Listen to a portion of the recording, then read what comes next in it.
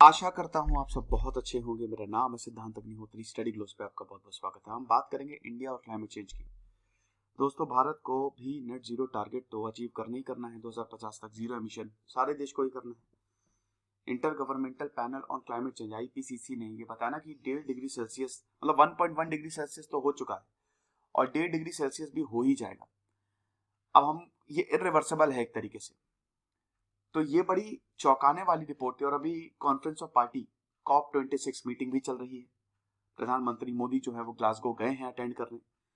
तो दोस्तों, बहुत जरूरी है कि अब हम क्लाइमेट चेंज से लड़ें। क्लाइमेट चेंज को टैकल करने के लिए अब हमको स्टेप्स लेने पड़ेंगे। लेकिन भारत कर क्या रहा है? देखिए, भारत ने बहुत सारी मतलब काफी पॉलिसी जो है वो बताई है। आपको बता दूं, वैसे मैंने IPCC के 2 लेक्चर्स लिए हैं और IPCC की फाइंडिंग्स पे भी लेक्चर लिए हैं। 2021 की क्लाइमेट रिपोर्ट बहुत ही चौंकाने वाली है दोस्तों। तो ये आप जरूर देखिएगा, ठीक है? ये यूट्यूब पे अवेलेबल है। तो भारत का सिनारियो क्या है? पहले हम क्लाइमेट चेंज और इंडिया की बात कर लेते हैं थोड़ा। उससे पहले हम IPCC की बात कर लेते हैं।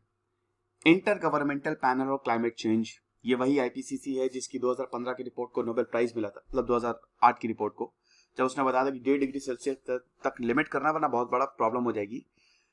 तो अगर हम IPCC की बात करें तो उन्होंने 6th असेसमेंट रिपोर्ट ARC निकाली है। इसका टाइटल है climate change 2021 physical science basis. तो पूरी दुनिया की सबसे बड़ी रिपोर्ट होती है क्लाइमेट चेंज के। दुनिया भर के साइंटिस्ट रिसर्चर्स ने इस पे काम किया। जितना भी डेटा अवेलेबल था इस पे काम किया गया है। और समझिए कि अभी COP26 होने वाला है और उसी समय ये रिपोर्ट आई है। तो खतरे की घंटी बज चुकी है। सबसे बड़ी बात यहां पे बोली गई है कि 1.5 डिग्री सेल्सियस तक 2040 तक अगले 20 सालों में टेम्परेचर क्रॉस कर लेगा। यानी कि हमको 1.5 डिग्री सेल्सियस तक लिमिट करना था। एवरेज टेम्परेचर की बात कर रहा हूं। अगर यहां पे टारगेट यही था कि किसी भी तरीके से 1.5 डिग्री सेल्सियस तक मत क्रॉस करने दो, लेकिन ऑलरेडी 1.1 डिग्री सेल्सियस हो चुका है और अगले 20 सालों में 1.5 डिग्री सेल्सियस क्रॉस कर जाएगा। और अगर 1.5 डिग्री सेल्सियस क्रॉस किया तो दोस्तों ये इरिवर्सिबल है। आपको पता ही है क्लाइमेट चेंज के इफेक्ट भयानक होते हैं। हम देख रहे हैं कि वेदर फेनोमेना शिफ्ट हो गए हैं। इतने ज्यादा फ्लड्स आ रहे हैं, हीट वेव्स आ रही है, सर्दी पड़ रही है तो इतनी सर्दी पड़ रही है क्या बताए, गर्मी पड़ रही है तो इतनी गर्मी पड़ रही है, बारिश हो रही है तो इतनी बारिश हो रही है। पूरी दुनिया परेशान है इससे। हमने 1900 प्री इंडस्ट्रियल लेवल हम काम करते हैं ना, 1940 मतलब 1945 से पहले से, वो देखते हैं हम, वो रेफरेंस पॉइंट है हमारा। लेकिन ये बहुत तेजी से आगे बढ़ती जा रही है और 2040 तक हम 1.5 डिग्री सेल्सियस क्रॉस कर जाएंगे और 2050 तक हो सकता है, मतलब 2100 तक आते आते हम 2 डिग्री सेल्सियस भी क्रॉस कर जाएं। तो ये चीज है। आगे आने वाले समय में लगभग 2/5 लोग they will live under these reasons. गर्मी में रहेंगे ये लोग, वार्मर रीजन्स में। बड़ा मुश्किल रहेगा। कार्बन डाइऑक्साइड का कॉन्सेंट्रेशन जो है वो हाईएस्ट इस समय, सबसे ज्यादा इस समय कार्बन डाइऑक्साइड आपको एटमॉस्फेयर में चाहिए। क्यों चाहिए? ताकि वो हीट ऑब्जॉर्व कर सके, धरती को गर्म रख सके। क्योंकि धरती दिन भर जो है वो सन मतलब इंसोलेशन, सन रेज, हीट से लेती है, डिफरेंट डिफरेंट रेज, और रात को यही रेडिएट करती है। तो कुछ मात्रा में कार्बन डाइऑक्साइड प्रेजेंट होना बहुत ज्यादा जरूरी है, क्योंकि वो धरती को गर्म रखेगी। लेकिन हद से ज्यादा ग्रीन हाउस गैसेज होंगी तो धरती बहुत ज्यादा गर्म हो जाएगी, मुश्किल होगा। ये चीज है। अब इम्पैक्ट ग्लोबल वार्मिंग का सबसे पहले तो समुद्र तल बढ़ेगा। समुद्र तल बढ़ेगा तो बहुत सारे शहर डूब जाएंगे, हद से ज्यादा बारिश होगी और हद से ज्यादा सूखा पड़ेगा, एक्सट्रीम क्लाइमेट कंडीशंस होंगी, हीट वेव बहुत ज्यादा जनरेट होंगी, ग्लेशियर्स मेल्ट होंगे, स्नो लाइन जो है वो रिसीड करती जाएगी, जिसकी वजह से इकोलॉजिकल बैलेंस बिगड़ेगा। इंडियन सब कॉन्टिनेंट की बात करें तो यहां पे हीट वेव्स हमको देखने को मिलेगी। भारत में भी मॉनसूनल चेंजेस आएंगे, मॉनसून डिक्लाइन होगा और जहां पे बारिश होगी वो बहुत जबरदस्त होगी। तो ये सारे के सारे इंप्लीकेशंस हैं, ठीक है? IPCC ने ये रिपोर्ट में बताया था। 1988 में इसको सेटअप किया गया था, IPCC को सेटअप किया गया था। और ये पूरा ये सबसे बड़ी रिपोर्ट निकालती है। 2014 की जो 5th असेसमेंट रिपोर्ट आई थी क्लाइमेट, इसी ने ही कॉप जो climate conference of parties Paris को जन्म दिया था, जब ये बोला गया था कि भाई 1.5 डिग्री सेल्सियस तक चीजों को लिमिट करना है, मतलब टेम्परेचर इससे ज्यादा तो नहीं बढ़ने देना है, तो अगर हम बात करते हैं भारत, देखिए भारत जो है काफी ज्यादा इनिशिएटिव ले रहा है। भारत ने सबसे बड़ा national action plan on climate change बनाया है, NAPCC, 2008 में इसको बनाया गया था। 8 नेशनल मिशन NAPCC में आते हैं। इसमें नेशनल सोलर मिशन है, national mission for enhanced energy efficiency है, नेशनल वाटर मिशन है, national mission for green India है, national mission on sustainable habitat है, national mission for sustaining the Himalayan ecosystem है, national mission for sustaining agriculture and national mission on strategic knowledge for climate change. तो ये 8 mission इसके अंदर आते हैं, ठीक है। लेकिन उसके बावजूद क्या भारत नेट जीरो टारगेट ले पाएगा? 4 कॉम्बिनेशन है दोस्तों, 2030 से 2050, 2030 से 2060, 2040 से 2070, 2025 से 2080। अब यहां पे कार्बन, सबसे पहले तो हमारे पास क्या क्या टेक्नोलॉजी अवेलेबल है? हाइड्रोजन है हमारे पास, carbon capture and storage, CCS इसको बोला जाता है। तो हम इन्हीं दोनों के रेफरेंस में चीजों को देखते हैं और यहां पे 12 रिकमेंडेशंस दी हैं, 12 चीजें बताई हैं कि किस तरीके से भारत जो है वो नेट जीरो को अचीव कर सकता है। जितनी जल्दी हम अचीव करेंगे उतना अच्छा। भारत के लिए दिक्कत यह है कि भारत एक डेवलपिंग कंट्री है और आपको एनर्जी की जरूरत है। अब हम कोल बेस्ड हैं, ज्यादा एनर्जी आप कोयले से ही लेते हैं। भारत की 75% एनर्जी कोयले से आती है और न्यूक्लियर एनर्जी जो क्लीनेस्ट सोर्स ऑफ एनर्जी है उसका खाली वो 1% हम यूज करते हैं। फ्रांस में 80% एनर्जी न्यूक्लियर एनर्जी से आती है। ये हमारे लिए बहुत बड़ी दिक्कत है।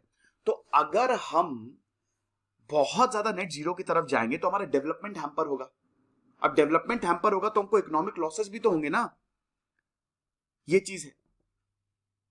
तो यहां पे बताया गया है कि आप सेफ कैसे खेल सकते हो। 12 स्टेप्स दिए गए हैं, 12 स्टेप्स अक्रॉस द सेक्टर। सबसे पहले power sector, coal power generation 2040 तक पीक हो जाएगा, पीक पे आ जाएगा और 2040 से 2060 तक वो रिड्यूस होगा 99% से। मतलब 2040 में ये पीक पे होगा, 99% से इसको रिड्यूस होगा 2040 से 2060 तक। सोलर बेस्ड इलेक्ट्रिसिटी जनरेशन को हमको इंक्रीज करना पड़ेगा 2050 तक। कितना? 1689 गीगावाट से 5630 गीगावाट तक 2070 तक।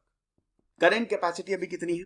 अभी तो बहुत कम है हमारी, लगभग 26,000 मेगावाट, बस इतनी ही है। तो पावर सेक्टर में हमको ये करना पड़ेगा। दूसरा पॉइंट,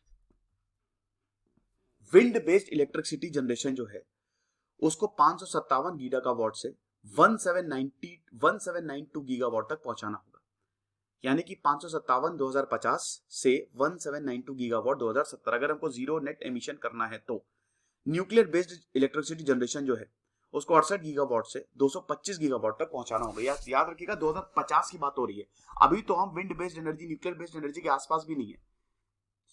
आप समझ रहे हो? तो ये हमको करना पड़ेगा। ट्रांसपोर्ट सेक्टर की बात करें तो यहां पे जो इलेक्ट्रिक कार्स है उनकी सेल को बूस्ट देना पड़ेगा।